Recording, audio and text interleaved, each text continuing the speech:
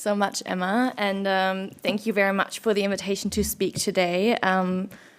And I'm going to just start off by kind of providing the entry point of why we conducted the research. And it's a piece of research I did with Professor Jackie True. And it basically, a few years back, we did a consultancy for the Australian government on gender-responsive PCVE framework.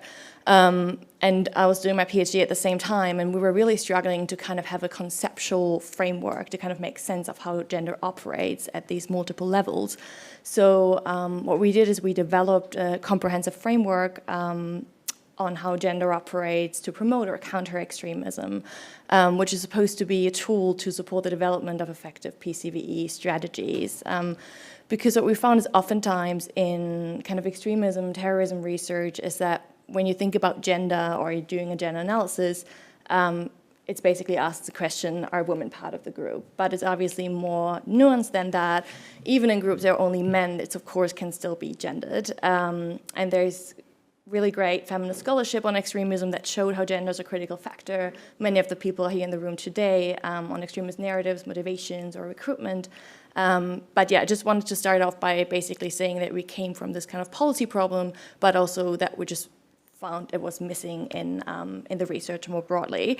And so the consultancy and my PhD on the same time, and I just wanted to mention I'll be publishing my PhD, which is called Intersectional Analysis of the Repatriation, Rehabilitation, and Reintegration of ISIS Returnees, where I looked at rehabilitation programs specifically for women. It will come out later in the year. It's currently in print. If anyone is interested, please feel free to reach out. And so coming to the paper itself, and today in the presentation, I just quickly want to run you through the typology we created, and I'll apply to several examples, to a far-right party in Germany, the Alternative for Germany called AfD, to the Islamist organization ISIS, and to Buddhist extremism state in Myanmar. So we're applying the typology we created across regions, across the ideological spectrum, and across extremist actors, to a state, to an organization, and to a party, to really show how the gender dynamics work and how you can analyze their similarities and differences. And just wanted to point out that what we're not trying to do is suggesting that gender dynamics are identical. We acknowledge gender is socially constructed across time, across regions, across social cultures groups, so what it means to be masculine in one space might mean something else in a different context. But coming to our framework, so we called it the extreme gender typology, and we developed it by integrating feminist theory into extremism research, and the three dimensions constantly interact and are mutually constitutive, and I'm just going to run through each of them now. And we created this table, which I will just go through now in detail. So the first level is the gendered identity, so really on an individual level, and gender identity refers to the concept of a person's gender, which can be masculine, feminine, non-binary, and fluid, and that's constructed in relation to other identities, such as other genders, classes, sexual orientations, or along ethnic, sectarian, or religious lines. And individual experiences within extremist organizations, as well as in communities and societies, is influenced by their gendered identity. So the gender identity as a concept helps us to understand kind of gender-specific motives of why individuals leave or join a group, for example. Then the second pillar is the gendered ideology, which operates more on the kind of collective organizational level. So the gendered ideology refers to the role gender plays within the ideologies of organizations, groups, or also states.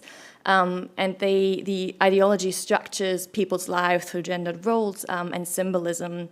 And for example, if you think of left-wing extremism, which often promotes gender sameness in their ideology, where women and men are supposed to be treated equally, and this is where you often find women in leadership or in combat. But when you think about kind of more right-wing or Islamist or Buddhist or Hindu extremist actors, they tend to promote gender differences, so supporting distinct roles for women and men, and significantly the women's subordination to men. Where you have gender-segregated divisions of labor, where women are the reproducers of the next generation and men are the protectors. And then the third category is the gender power dynamics, and there are different levels to it. But basically, they describe the hierarchical order of masculinities and femininities, which structures the environment in which extremism takes place.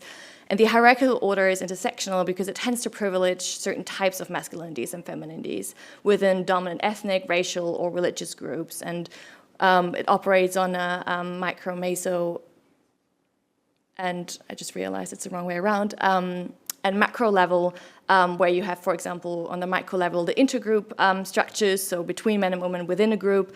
Then you have the gender dynamics between extremist organizations, where outsiders are often framed as feminine, or men who fail to join the group are being shamed. And you have the macro level, so really the wider arena of politics and conflict, where gender power dynamics reflect structural disadvantages for minority groups, including LGBTIQ. And to make this a bit more accessible, we applied it to examples. And the first example around the gender identity is on the Burmese state, so the military junta that currently is in power in Myanmar. And they propagate Buddhist extremism, and gender identity basically determines which individuals are strategically targeted to strengthen their boundaries of the group through inclusion and exclusion. And in 2015, they released a race and religion law which directly targets women based on their gender identity to foster their nationalist extremist agenda and promoting the majority ethnic Burma, which is the majority ethnic groups. And the laws they implemented force women to ask for permission if they want to marry non-Buddhist men, which is supposed to increase the hurdles for Buddhist women to have children from non-Buddhist men. And they're targeting them due to their intersectional gender identity, being a cis woman, being Burma, and being Buddhist. And they also implemented birth spacing rules for certain ethnic groups, which renders minority ethnic and religious women cautious to register the children, which is really aimed at Rohingya women. So the laws really illustrate how gendered identity interacts with ethnic, gender, and religion to reinforce extremist agendas by increasing the state's control over women's bodies.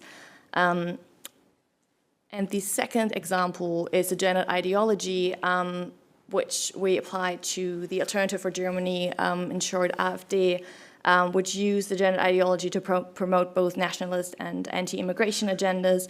And what you can see here is an advertisement campaign from their 2017 election, where they promote the reproduction of native white children.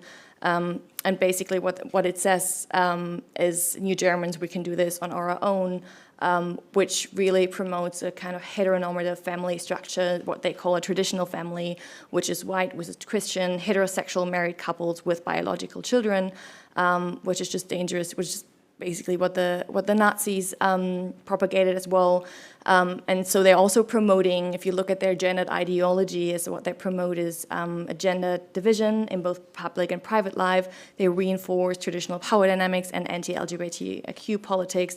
And it's really important that this kind of gender ideology is inextricably linked to their anti-Muslim and anti-immigration position. Because what they basically propagate, which is very familiar on the far-right spectrum, is that violence against women has skyrocketed since the increase of migration. So what they do is they present Muslim men as being hypersexual, as perpetrators, as being responsible for gendered violence. So they basically ironically present themselves as someone who defends women's rights.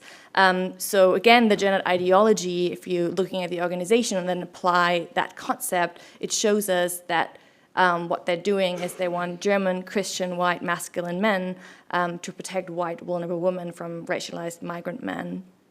And the gender ideology kind of helps to explain these gendered and racialized dynamics and in which the AfD kind of suggests their violent hierarchy of societies. And they directly connect the gender ideology to the fundamental survival of the nation. And then the third example is on ISIS, and I'm sure you're all very familiar with the organization. But what we did is, using the gender power dynamics, illustrate how Daesh codified their power relations through targeted violence and misogyny in their governance of society. So the organization structures a society along hierarchical, rigid lines that reinforce male dominance and control over women's bodies. and the gendered power dynamics is evident in propaganda that glorifies militarized masculinity, portraying men as warriors and protectors of the caliphate, and this specifically appeals to men who feel disenfranchised or unable to meet societal expectations of masculinity, including, for example, being the breadwinner or paying a bride price. I'm gonna move on to, there we go. Implications and key takeaways. So the extreme gender typology is supposed to serve as a tool to understand how extremist actors take advantage of intersectional dynamics relating to gender, sexuality, religion, ethnicity, class, and so on. And it provides a holistic analytical framework that is broadly applicable across regions and across the ideological spectrum and across extremist actors, allowing us to analyze how gender operates within different contexts, as well as to identify early warning signs from a gender perspective.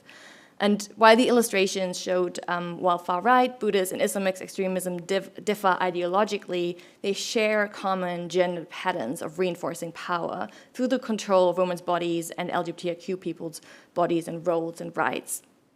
And we know that extremist movements manipulate gender norms to mobilize support and recruit members and to maintain control.